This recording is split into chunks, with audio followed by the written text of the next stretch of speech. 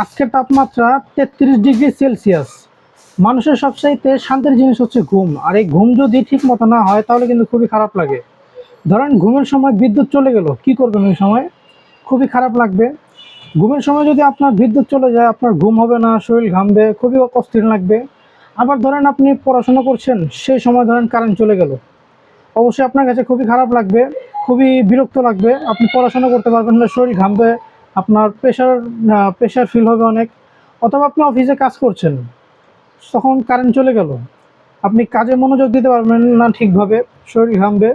তো এই সমস্যার সমাধানের জন্য আমরা নিয়ে এসেছি এই ফ্যানটি, এই মিনি ফ্যানটি। এটির কাজ হচ্ছে, এটা ইলেকট্রিক ফ্যান। এটা আপনাকে গরমের সময় যখন বিদ্যুৎ চলে যায় তখন বাতাস দিবে। এটা মোটামুটি খুবই ভালো বাতাস দেয়।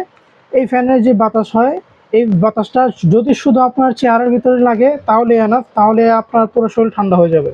অনেক সময় দেখবেন কারেন্ট চলে গেলে যদি আমরা শুধুমাত্র চেহারায় বাতাস দিই তাহলে কিন্তু আস্তে আস্তে পুরো শরীর ঠান্ডা হয়ে যায়। সো এটা সেই কাজই করবে। মনে রাখবেন, আপনি যদি ঘুমের সময় ঘুম যদি ঠিকভাবে না হয় তাহলে কিন্তু সারাদিন ভালো লাগবে না। আর এই 33 ডিগ্রি তাপমাত্রার ভিতরে যদি কারেন্ট চলে যায় তাহলে তো বুঝতেই পারছেন কী অবস্থা হবে। সো এই কারেন্ট যাওয়ার সমস্যা সমাধানের জন্য এই ফ্যানটি আপনার পাশে রাখতে পারেন।